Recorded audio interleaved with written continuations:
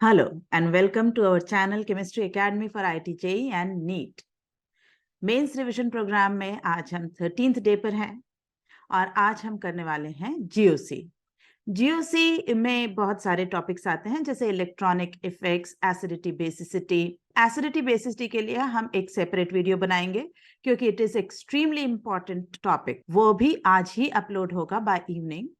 लेकिन उसके अलावा electronic effect, electrophile and nucleophile, वो दो टॉपिक्स हम यहाँ इस पर्टिकुलर वीडियो में डिस्कस करने जा रहे हैं। आइए शुरू करते हैं। लेकिन शुरू करने से पहले मैं आपको फिर याद दिला दूं कि अगर आपको हमारे वीडियोस पसंद आ रहे हैं तो प्लीज इन्हें लाइक जरूर करें और वीडियोस पूरे एंड तक देखें क्योंकि कई बार एंड में कुछ इंपॉर्टेंट क्वेश्चंस डिस्कस हो सकते हैं। हमारा चैनल अपने दोस्तों और फैमिली मेंबर्स के साथ जरूर शेयर करें। तो आइए शुरू करते हैं।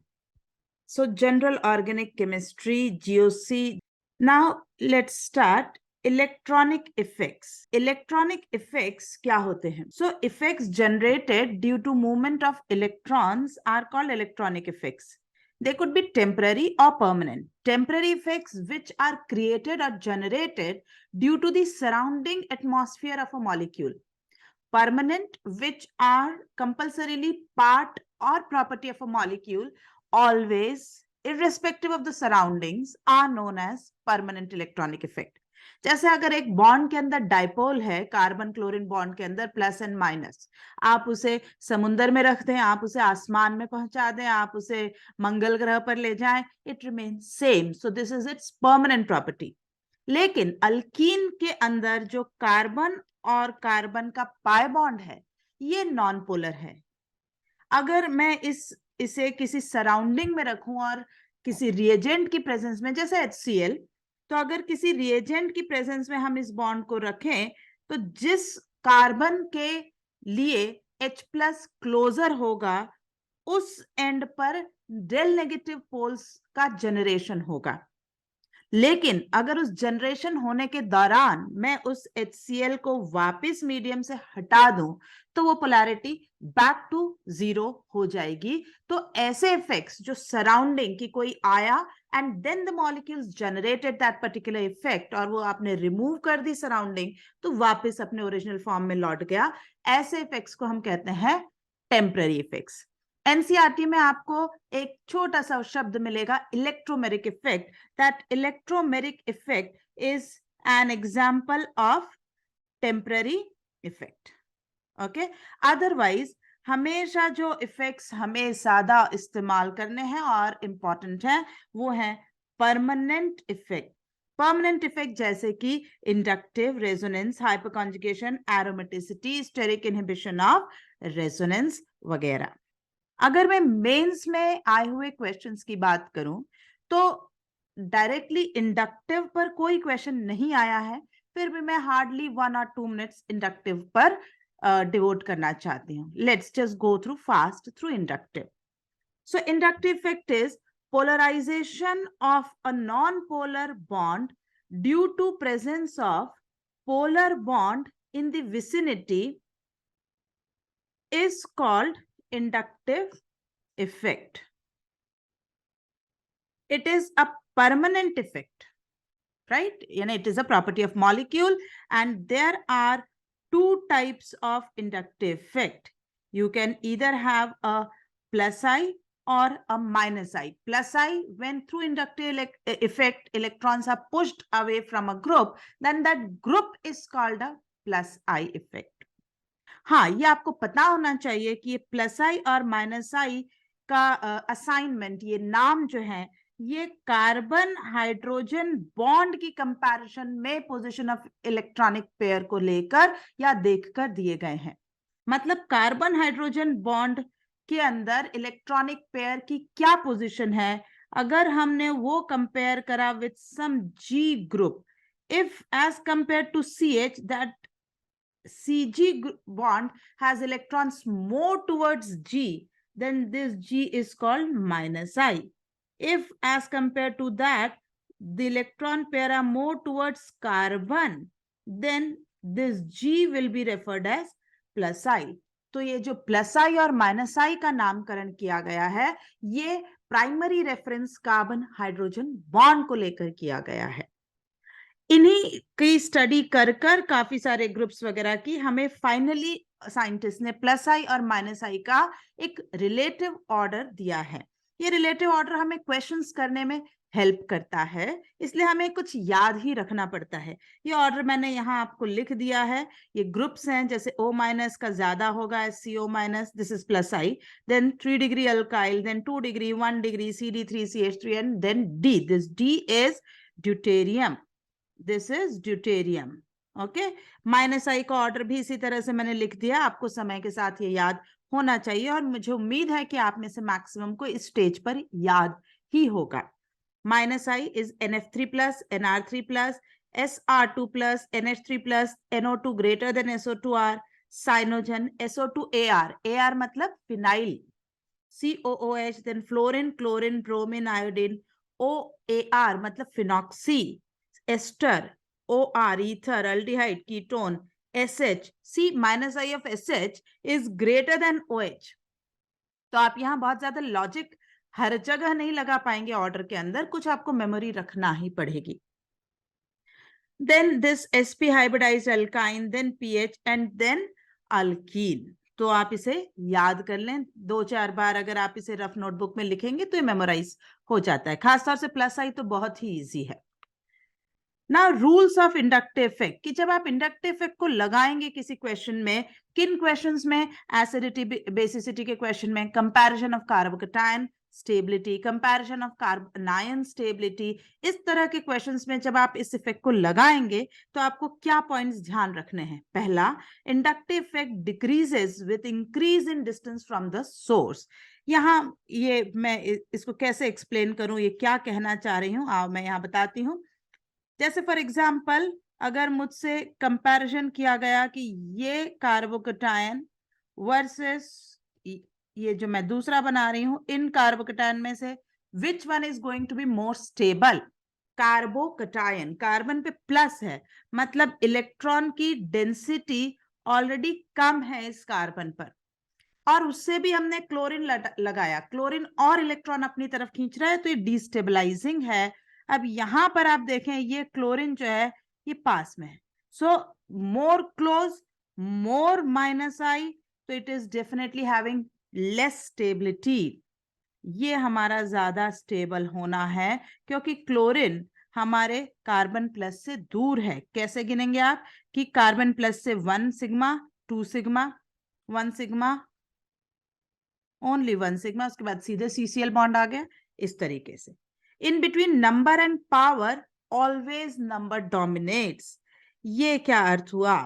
जैसे मान लीजिए अभी अभी मैंने आपको माइनस आई की लिस्ट दिखाई थी, अब अगर मैंने कहा CH2 पर NR3 प्लस लगाया, which is quite strong minus I group, on fact second number पर ही है, और अगर मैंने C प्लस से नेक्स्ट CCl3 लगाया, क्लोरीन माइनस आई की लिस्ट में, मैं एक बार पेज चेंज करती हूँ, काफी पीछे है और NR3 प्लस काफी आगे है। तो अगर मैं आपसे पावर पूछूं कि which is more powerful as a minus I group, of course NR3 plus, तो उसके ऑर्डर की एक्सपेक्टेशन से आई माइट एक्सपेक्ट कि NR3 plus is a far more stronger minus I, so it will destabilize the carbocation to a larger extent. But no, वो अकेला है। जो common चीज है उसे हमेशा ऐसे आप सर्कल में ले लिया करें और फिर जो डिफरेंस हो उस पर ये सब बातें लगाएं। यहाँ एक NR3 प्लस है और यहाँ 3 Cl3 प्लस है, तो नंबर का इफेक्ट ज्यादा स्ट्रॉन्ग है, तो 3 chlorine will have a more minus I than 1 NR3 plus, so this is more stable than CCl3। This is what I wanted to say, कि आप जब इस्तेमाल करें, क्योंकि ठीक है सीधे नहीं पूछेंगे इंडक्टिव, लेकिन इनडायरेक्ट एसिडिटी बेसिसिटी के क्वेश्चंस हर साल मेंस एडवांस भरे पड़े हैं, हम इससे बच नहीं पाएंगे। आइए करते हैं रेजोनेंस। नेक्स्ट इफेक्ट पर बढ़ रहे हैं हम, resonance. Resonance is also known as delocalization of pi electrons. देखिए, पाई बॉन्ड नहीं कहा गया है, पाई इलेक्ट्रॉन्स। वो लोन पेयर भी हो सकती है, वो नेगेटिव चार्ज भी हो सकता है, वो अनपेयर्ड इलेक्ट्रॉन रेडिकल्स के अंदर हो सकता है, एम्प्टी ऑर्बिटल हो सकती है, ऐसा कोई भी इलेक्ट्रॉन पेयर और single electron which is participating in pi bond formations in resonance will be referred as pi electrons. सबसे पहले ये हमेशा याद रखें कि रेजोनेंस एक इमेजिनरी, एक हाइपोथेटिकल फिनोमेना है. It is a hypothetical phenomena and all resonating structures are totally imaginary. ये किसी ने नहीं देखे, ना ये होते हैं.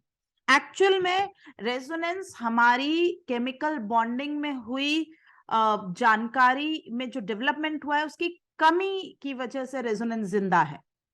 हम पार्शियल बॉन्ड, हम पार्शियल चार्जेस को अभी बहुत अच्छे से एक्सप्लेन नहीं कर पाते हैं. उस कमी को छुपाने के लिए रेजोनेंस नामक कॉन्सेप्ट अलाइव्ड है. रेजोनेंस ने क्या करा कि हमें जो हाइब्रिड मिलता है उसमें जो पार्शियल बॉन्ड्स है, हम नहीं समझा सकते कि कैसे ये पार्शियल बॉन्ड्स हम एक्सप्लेन करें. तो कहा गया कि आप डिफरेंट रेजोनेटिंग स्ट्रक्चर्स बना लीजिए और इमेजिन करिए कि सारे रेजोनेटिंग स्ट्रक्चर्स एक साथ एक के ऊपर एक रख के जो नेट इफेक्ट जनरेट कर रहे हैं वो रेजोनेंस हाइब्रिड है. ओके तो बोले कि ये इमेजिनरी या रेजोनेटिंग स्ट्रक्चर में से कोई सा भी एग्जिस्ट नहीं करेगा.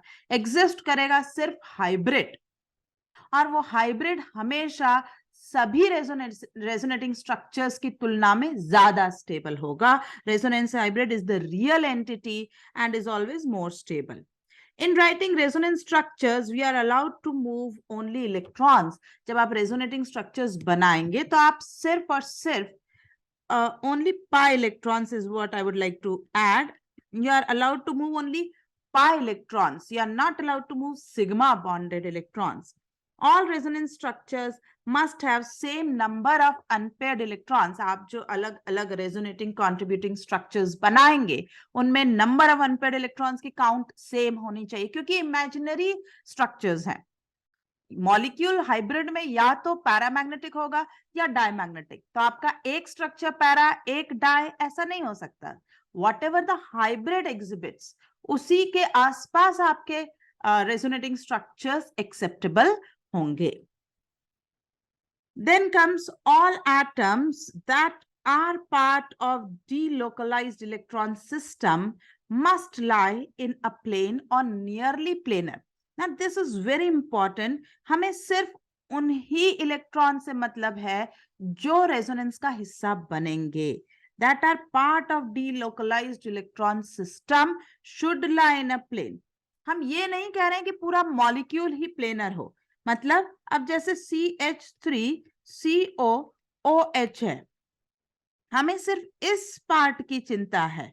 ये पार्ट sp3 है, बिल्कुल चलेगा. तो only the part of the molecule which will be participating in resonance, वो हिस्सा प्लेनर होना चाहिए.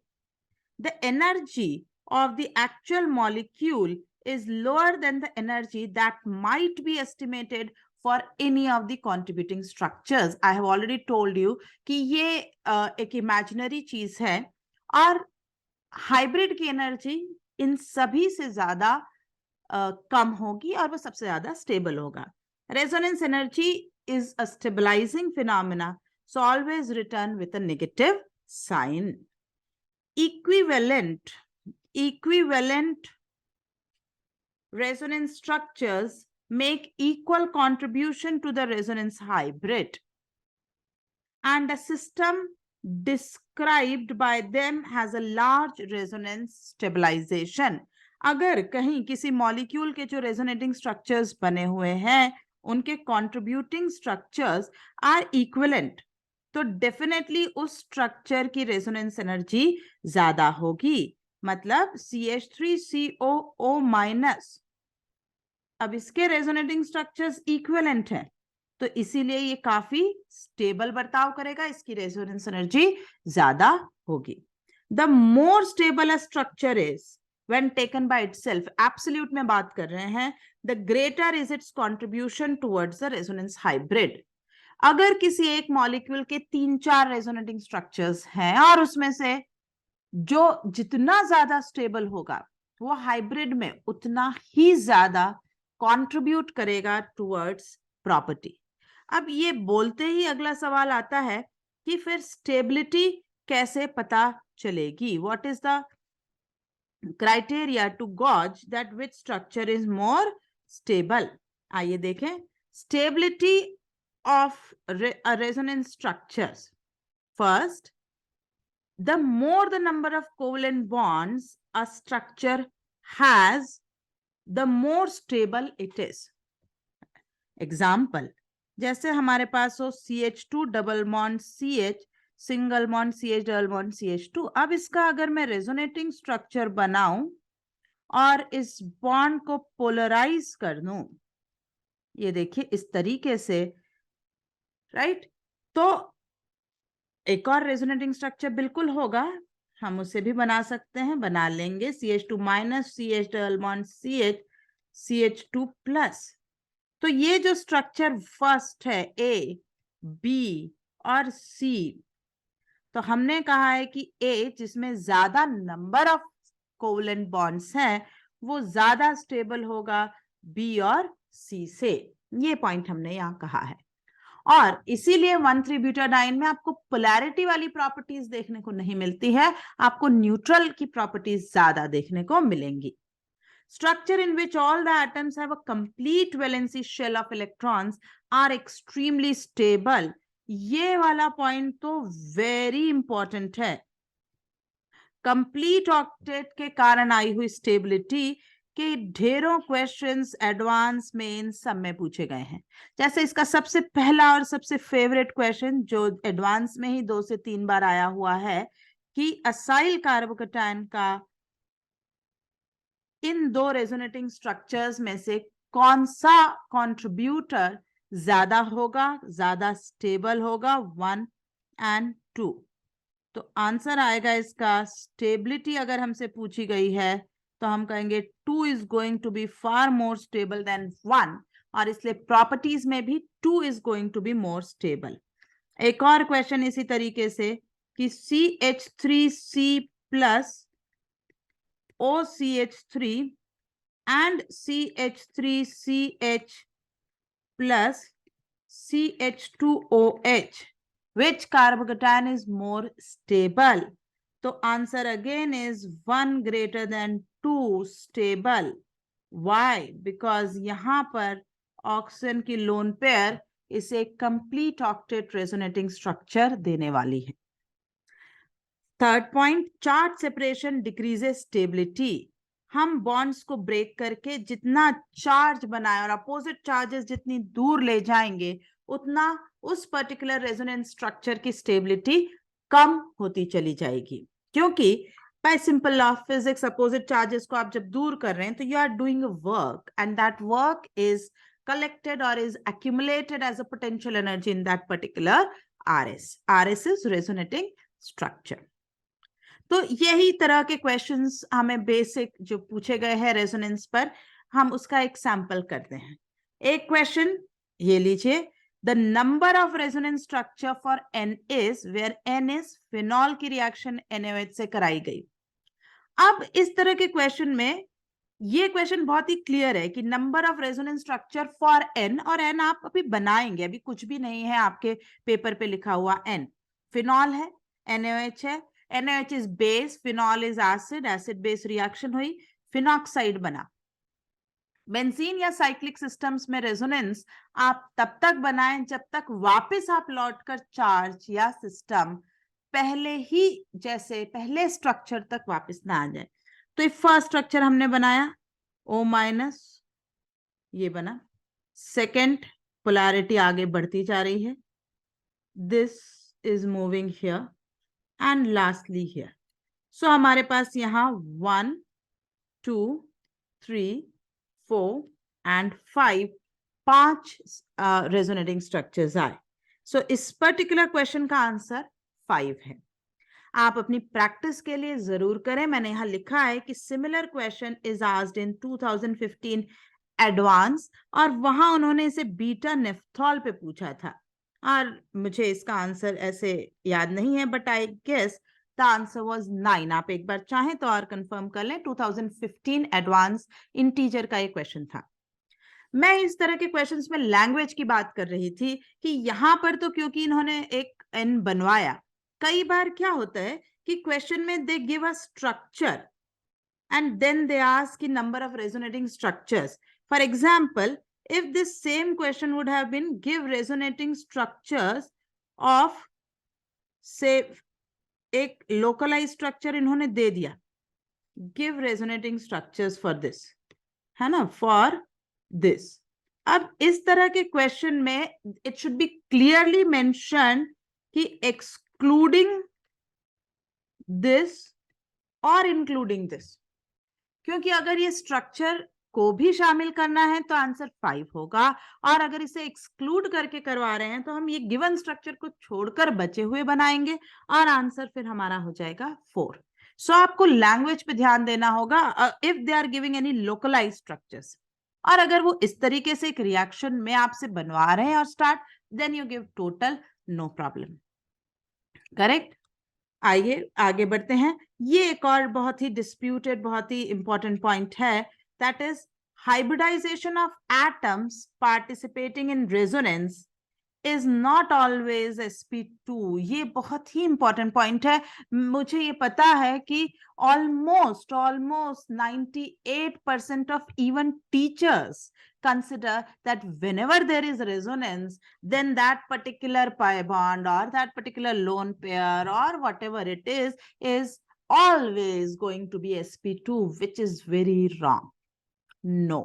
JEE Advanced 2022 में भी एक क्वेश्चन आया, सॉरी 2021 में एक क्वेश्चन आया है, और बेहतरीन क्वेश्चन है जिसके अल्टीमेटली अलग अलग आंसर दिए गए, बट वो किसी और कारण से दिए गए और लोगों ने उसे फिर कंक्लूड करा कि even IITs have approved. No, it is clearly given even in NCERT. I don't know why we don't read NCERT carefully.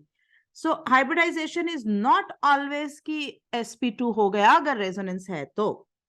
क्यों? क्योंकि देखिए हाइब्रिडाइजेशन एक हाइपोथेटिकल फिनोमेना है, और हाइब्रिडाइजेशन क्लियरली कहा गया है कि फर्स्ट यू ऑब्जर्व मॉलिक्यूल, और मॉलिक्यूल को देखकर एक कुछ होता है हाइब्रिडाइजेशन इंडेक्स. बॉन्ड कितना है, बॉन्ड एंगल कितना है, आप मॉलिक्यूल में पहले पता लगाएं और उस बॉन्ड एंगल से बैक एनालिसिस कर हाइब्रिडाइजेशन इंडेक्स की जानकारी लीजिए. What is hybridisation index? कि उन्होंने कहा है कि hybridisation is SPI. I could be less than any 2, 3 or could be more. ऐसा कुछ आप कह नहीं सकते. It could be 2.5, it could be 3.5 or whatever based on the angle. अब आइए, हमें क्योंकि जेई में हाइब्रिडाइजेशन इंडेक्स सिलेबस में नहीं है, तो हम क्या करते हैं कि अगर एंगल्स जो पाए जाते हैं if they are more towards 109, तो हम कहते हैं कि this particular thing is sp3. If they are more towards 120, तो हम कहेंगे कि ये sp2 है, क्योंकि हमारे सिलेबस में इंडेक्स है नहीं, इसलिए. आइए, तो ये जो मैं एग्जांपल यहाँ पर दे रही हूँ, सब टॉपिक 11.3 इन एनसीईआरटी. मैंने सब टॉपिक लिखा, पेज नंबर नहीं, क्योंकि सब टॉपिक सभी बुक्स में सेम है. पेज नंबर अलग अलग एडिशन में चेंज होता रहता है, so I have not referred the page number. NCERT chapter 11 जो होगा ऑर्गेनिक का, उसमें 11.3 सब टॉपिक थ्योरी में आप जाएं, वहां पर अल्कोहल, फिनॉल और ईथर की स्ट्रक्चर्स डिस्कस किए गए हैं. वो तीनों की कॉम्बिनेशन पर मॉलिक्यूल का डाइपोल, सॉरी मॉलिक्यूल का बॉन्ड एंगल और बॉन्ड लेंथ 2021 में ऐसा का ऐसा मेंस में पूछा भी गया है, तो वो इंपॉर्टेंट है. खैर, ये चीज मैंने वहीं से उठाई है आपसे शेयर करने के लिए कि देखिए, कार्बन, ऑक्सीजन और हाइड्रोजन, अगर ऑक्सीजन यहाँ sp2 होती तो ये कार्बन, ऑक्सीजन, हाइड्रोजन का जो बॉन्ड एंगल है, कार्बन, ऑक्सीजन, हाइड्रोजन का जो बॉन्ड एंगल है, अगर ये sp2 होती तो इसको कितना होना चाहिए था? 120. लेकिन एनसीईआरटी कितना लिख रही है इसे? 109. 109 is far more closer to 108, sorry 109 degrees 28 minutes tetrahedral. So in phenol, this particular oxygen is sp3. It can't be taken as sp2. आगे बढ़ते हैं. एक आप सभी इस किताब को शायद जानते हो, एक बुक बड़ी फेमस है, कैरी, फ्रांसिस कैरी. उसके page number 912, not the Indian version, हाँ, लो कॉस्ट जो आए हैं इंडियन वो नहीं, जो ओरिजिनल बुक है उसकी बात कर रही हूं मैं. उसमें आप जाएंगे पेज 9112 पे, इन्होंने स्ट्रक्चर्स डिस्कस करे हैं अमीन और अमाइड के. अब आप देखिए, नॉर्मल मिथेन अमीन पूरी तरह से होना चाहिए towards sp3, 3 nitrogen, no resonance. यहां पर क्योंकि पिरामिडल है ना स्ट्रक्चर, तो ये जो कार्बन, नाइट्रोजन और हाइड्रोजन का एंगल पाया, ये 125 पाया गया है, 125। हाँ, और आगे बढ़ते हैं, ये 142.5 है ये एंगल, ये जो पिरामिड के अंदर जो बन रहा है, दिस, ओके, ये 142। तो it is nowhere close to planar structure. Planar होगा अगर कोई चीज, तो ये कार्बन, ये नाइट्रोजन, ये हाइड्रोजन होना चाहिए, राइट? Carbon, nitrogen, hydrogen. तो अगर ये इस तरह से या इस तरह से है, तो ये जो एंगल है ना, प्लेन्स के बीच के एंगल की बात कर रही हूँ मैं, बॉन्ड एंगल की बात नहीं कर रही हूँ। ये जो एंगल है ये 180 होना चाहिए, लेकिन अगर ये इस तरह से झुका हुआ है, it is not perfectly sp2, मतलब ट्राइगोनल प्लेनर, ऐसा नहीं है, तो एंगल 142 पाया गया, राइट? वहीं पर यही भी बात जब अमाइड के नाइट्रोजन पे चेक करी गई, तो इट इज परफेक्टली 180। अमाइड की C डबल बॉन्ड और लिंकेज, नाइट्रोजन और ये हाइड्रोजन, ये पूरी प्लेन में है। तो क्या समझ आया कि जब नाइट्रोजन की लोन पेयर ऑक्सीजन को दी जा रही है, तो वो दिखा रहा है पूरी तरह से 180 sp2 कैरेक्टर, लेकिन otherwise if it is going to carbon for del negative, carbon for no resonance, then it is showing sp3 nature. Acetic acid में again this oxygen lone pair is going to oxygen, see, oxygen going to phenol, sp3, oxygen going to carbonyl in resonance, sp2. This is a very important point, please remember that and study. Moving to next particular question.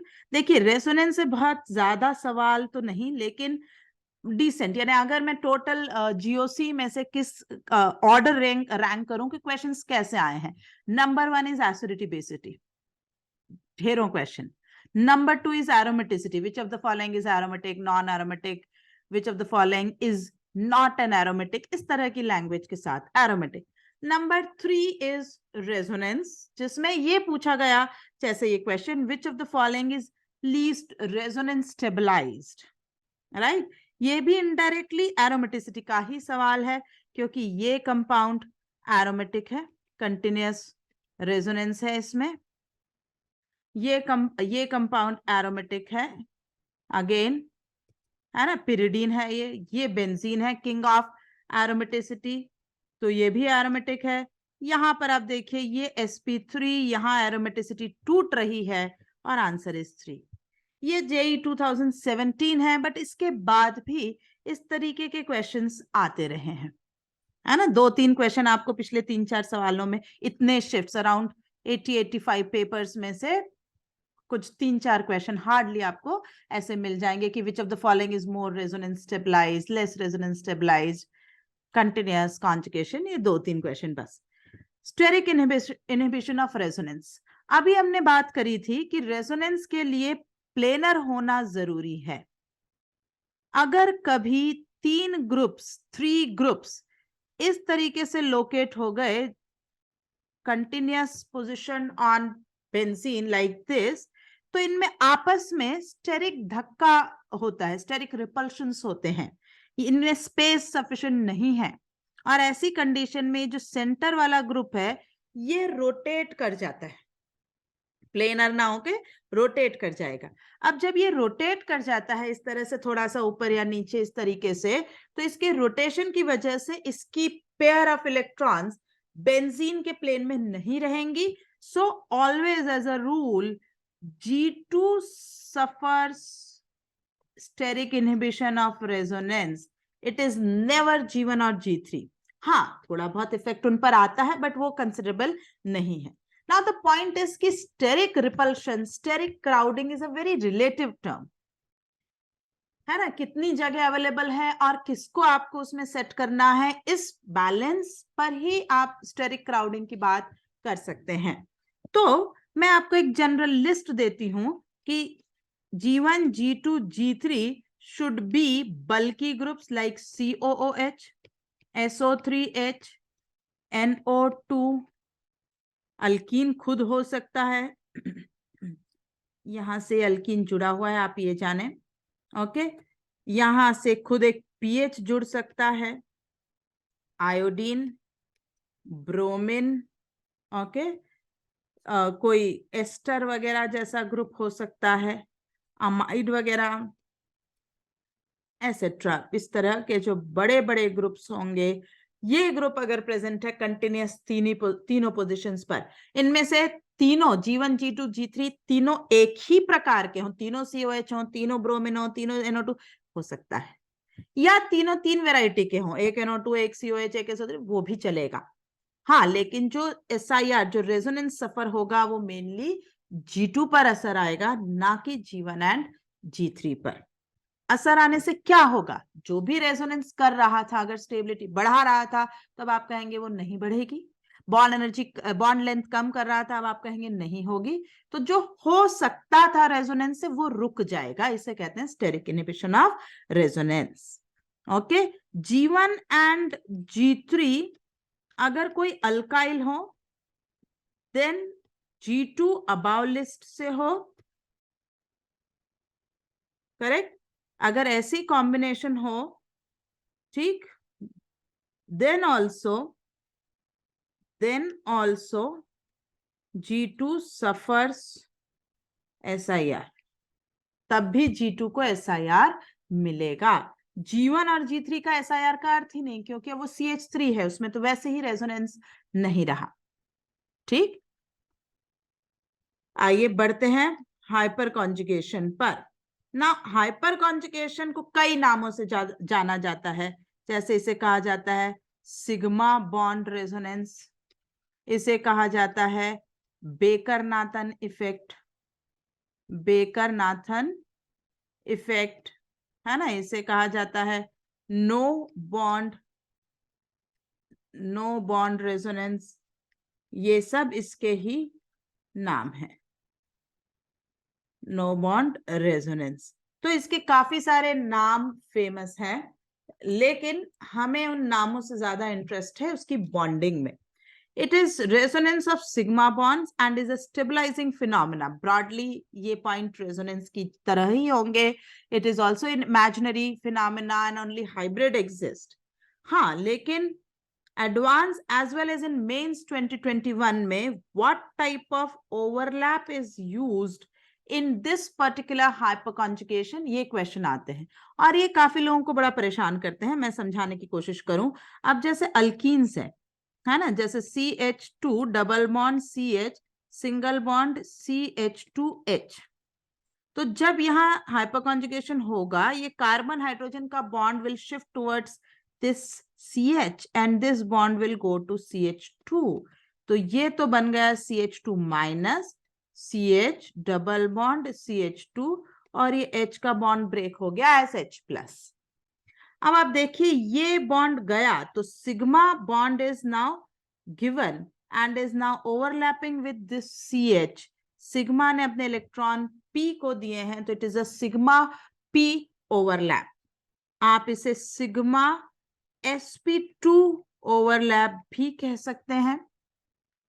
Molecular orbital theory की language में अगर हम बात करें तो sigma ने दिया और इस सेंटर CH ने, ओके, ये जो सेंटर वाला CH है इसने अपनी एंटी बॉन्डिंग पाई ऑर्बिटल में उसे एक्सेप्ट किया, क्योंकि बॉन्डिंग तो ऑलरेडी फिल्ड है with this bond with CH2, so इसने किस में एक्सेप्ट करना है, अपनी anti bonding pi orbital is represented as pi star. Clear? तो इस तरीके से ये लिखा गया है। कार्बोकेटायंस में जब मैं इसी तरह की बात करूं तो CH2 पॉजिटिव CH2H, इस बार ये जो इलेक्ट्रॉन है sp3 के बोल लो या इसे हम कहें सिग्मा के, ये MTP ऑर्बिटल में ओवरलैप हो रहे हैं, they are overlapping with MTP orbital.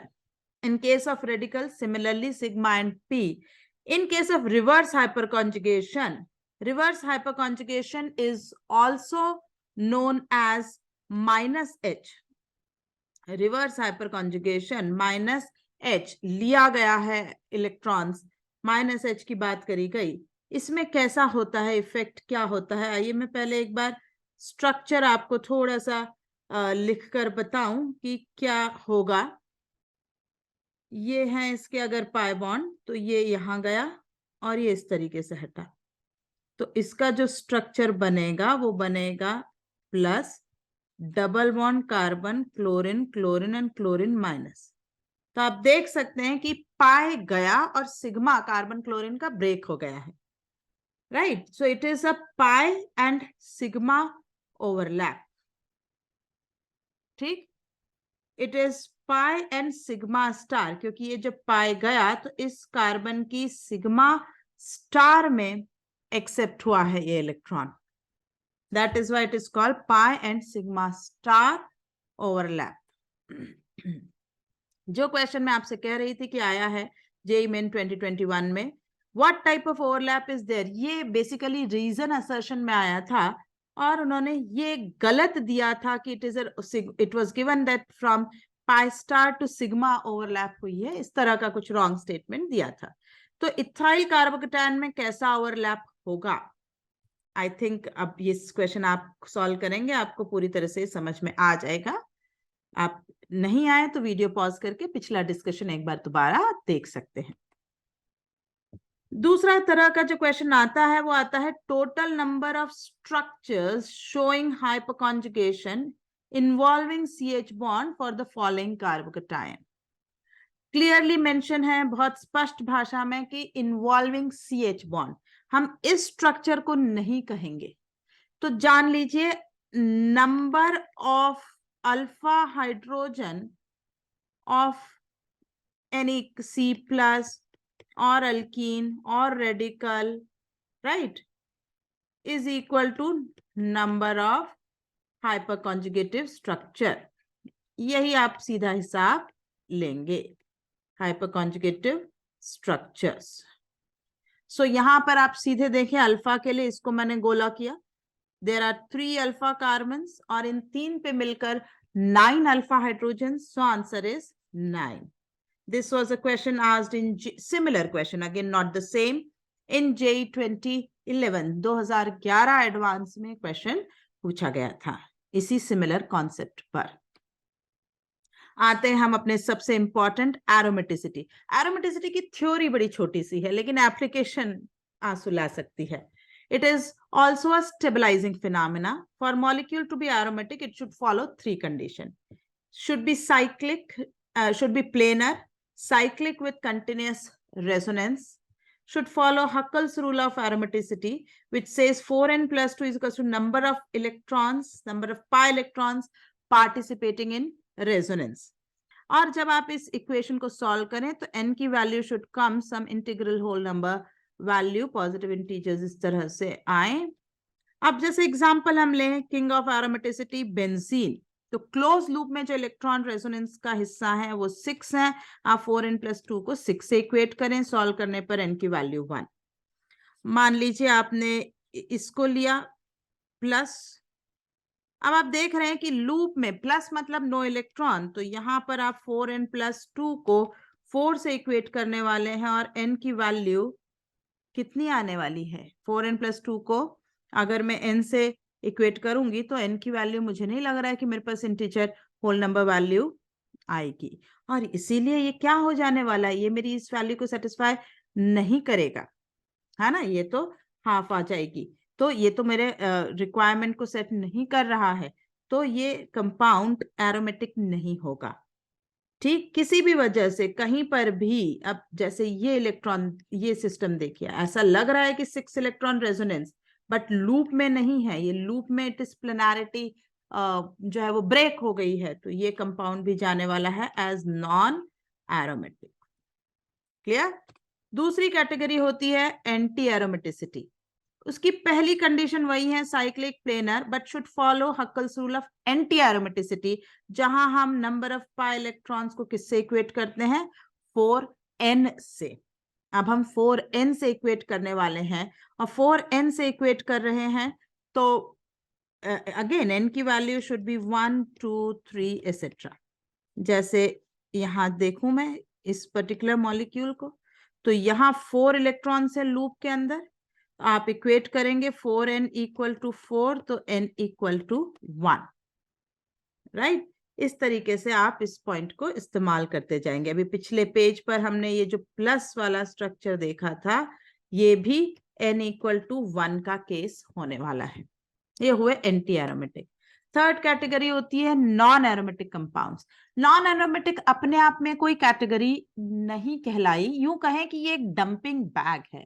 Anything that is neither aromatic nor anti-aromatic is dumped to be non-aromatic, NON, non-aromatic. If it is not aromatic, if it is not anti-aromatic, it is non-aromatic. There is no special condition उसके अलावा। Okay हाँ, अब ये जब आप जान लेते हैं कि क्या है, अगर क्वेश्चन ने कहा है नॉन एरोमेटिक तो आप एंटी एरोमेटिक को आंसर से हटा कर कहें। But if the question is which of the following is not, NOT, not aromatic, तब आप एंटी एरोमेटिक को भी आंसर में शामिल करके देंगे। ओके देखिए जरा, यहां पर थोड़ी सी केयर यहां पर कहा लेनी होती, take care of molecules like this, क्योंकि आप जब क्लोज लूप की बात कर रहे होते हैं तो आपको ऐसा लगेगा कि ये sp3 है, ये sp3 है, अब हम इसे क्या कहें। तो अगर पूरे बड़े मॉलिक्यूल में कोई छोटा एक पोर्शन भी एरोमेटिक है, एक एरोमेटिक लूप बन रहा है, तो बिल्कुल कॉन्फिडेंटली ऐसे कंपाउंड्स को आप एरोमेटिक मार्क करके आएंगे। Do not get confuse. और आप जानते हैं, आप एंड मोमेंट पे सिर्फ कंफ्यूज होते हैं, क्योंकि अगर ये है तो अब ये CH3 है ना, sp3 टॉलिन, बट आपके पास एक बार भी ये ख्याल नहीं आएगा कि इसको हम क्या कहें, या इसको आप बिल्कुल कॉन्फिडेंटली कहने वाले हैं मैडम ये तो क्या पूछने की बात है, ये तो एरोमेटिक है। तो वैसे ही जब वो साइकिल बनाते हैं तो वो सिर्फ हमें थोड़ा सा कंफ्यूज कर रहे हैं, थोड़ा सा घबरा रहे हैं। So be confident and continue, relate your knowledge with the question, whatever जो आपको आता है आप उसे रिलेट करिए और उस क्वेश्चन से सेल थ्रू होइए। हाँ, ये जरूर आपको मेमोरी में ही रखना पड़ता है, cyclooctatetraene, because this is देखने में परफेक्टली एंटी एरोमेटिक लग रहा है, नहीं, ये थोड़ा एक्सेप्शन है, ये नॉन एरोमेटिक है, ये एंटी एरोमेटिक भी नहीं है। और ये ऐसा क्यों है, तो मैं यहां लिख रही हूं कि ये एक स्पेशल फेमस केस है, ये टब शेप्ड एग्जिस्ट करता है, it exist as a tub shaped conformation. ये कुछ ऐसा एग्जिस्ट करता है, ये नॉन प्लेनर हो गया और इसलिए ये नॉन एरोमेटिक होता है। ये आपको याद ही रखना पड़ेगा बच्चों। अब देखिए इसके बहुत क्वेश्चन आए हैं, विच of the following aromatic, non aromatic, anti aromatic, almost every year, why only here, even 2022 में भी इसका क्वेश्चन है, 19, 20, 21, 22, हर साल हर ऑल्टरनेट पेपर में क्वेश्चन भरा होगा। विच of the following compound is, हाँ देखिए अभी मैंने आपसे बात कही थी ना, नॉट एरोमेटिक, नॉन नहीं लिखा है, नॉट लिखा है। ये पर्टिकुलर कंपाउंड देखिए कैसे चेक करेंगे, 1 2 3 4 5 6, तो 6 इलेक्ट्रॉन्स हैं, 4n+2 = 6, तो बेंजीन है, एरोमेटिक। ये तो एरोमेटिक हो गया। सिमिलरली ये this lone pair do not participate in resonance, ये रेजोनेंस में पार्टिसिपेट नहीं करती है, ये उस लूप से बाहर है, तो ये अंदर वाले ही इलेक्ट्रॉन्स पार्टिसिपेट हुए। तो this is also a case of 4n+2 = 6। This is also a case of, यहां ये लोन पेयर हिस्सा लेगी रेजोनेंस में, तो दिस इज ऑल्सो 4n+2 = 6। ये is a 4n system, this is a 4n system, so this is basically anti-aromatic, or anti-aromatic will be part of non-aromatic, इसलिए इसका answer 3 है। करेक्ट। ये कॉन्सेप्ट कि कौन सा एरोमेटिक है नहीं है, सिर्फ इतनी सी, it won't take much of a time, but आप ये जरूर प्रैक्टिस कर लें क्योंकि ये हर साल पूछा जा रहा है। कोई परेशानी आए तो आप कमेंट सेक्शन में डेफिनेटली पूछ सकते हैं मुझसे, I will try to help, जैसा भी मुझसे हो पड़ेगा। ठीक, तो ये एरोमेटिसिटी एंटी एरोमेटिसिटी के क्वेश्चंस की बात हुई। हम आगे बढ़ते हैं। इलेक्ट्रोफाइल, यस, ये ऐसे बहुत बड़ा टॉपिक नहीं है, लेकिन एक रिमाइंडर, क्योंकि आप इन नोट्स को इस्तेमाल करने वाले हैं डायरेक्टली। तो इलेक्ट्रोफाइल क्या होता है? Electrophile is electron loving species, ऐसी चीजें जो इलेक्ट्रॉन की तरफ अट्रैक्ट होती हैं। Basically electrophile are the compounds which will accept lone pair of electrons, never say single electron. ये बात मुझे आपको बतानी थी, जिसकी वजह से मैं इसे डिस्कशन में ले रही हूं। इलेक्ट्रोफाइल बोलने से ऐसा लगता है could it be a single electron lover? No, electrophile should be species which accept a pair of electron, which can accept a pair of electron। जब वो pair of electron ले पाएंगे तभी वो शब्द इलेक्ट्रोफाइल पे लागू होंगे। कि तो आप पूछ सकते हैं तो फिर तो ये तो लुईस एसिड हो गए। ओ बिल्कुल करेक्ट, बिल्कुल correct. All Lewis acids are electrophile, all electrophiles are Lewis acids. ये बिल्कुल ट्रू हो सकता है, इसमें कुछ गलत नहीं है ना? ये बिल्कुल सही है। जैसे AlCl3 is an electrophile, yes it is electron loving species। any carbocation कोई सा भी हो, 1 degree 2 degree 3 degree methyl is electrophile, correct. कहीं कोई हेलोनियम आयन बना हो Br+Cl+, यस। नाइट्रोनियम आयन बना है, yes. Nitrosonium, sorry this was nitrosonium ion बना है, बिल्कुल। NO positive is an electrophile. जो भी चीज प्लस की तरफ इस तरह से अटैक कर सकती है, ये सभी इलेक्ट्रोफाइल हैं। वो न्यूट्रल हो सकती है, वो पॉजिटिवली चार्ज्ड हो सकती है, करेक्ट। दूसरी चीज होती है न्यूक्लियोफाइल, जस्ट अपोजिट, है ना? ये क्या हो गए? ये हो गई न्यूक्लियस लविंग स्पीसीज। ये न्यूक्लियस लविंग स्पीसीज होती हैं, ये खुद इलेक्ट्रॉन डेंस है। तो यहां मैं कह सकती हूं all such species which can donate a pair of electron are called nucleophile, okay, are called pair of electron are called nucleophile। yes they are Lewis base, yes they are Lewis base। Examples की बात करी जाए, OH minus, बिल्कुल। Any carbon ion like CH3 minus, halides, yes. Even कोई neutral species है लेकिन वो अगर पेयर का donate, pi electron pair donate करके ये भी रिएक्शन में जाएगी, इट इज अ न्यूक्लियोफाइल, है ना?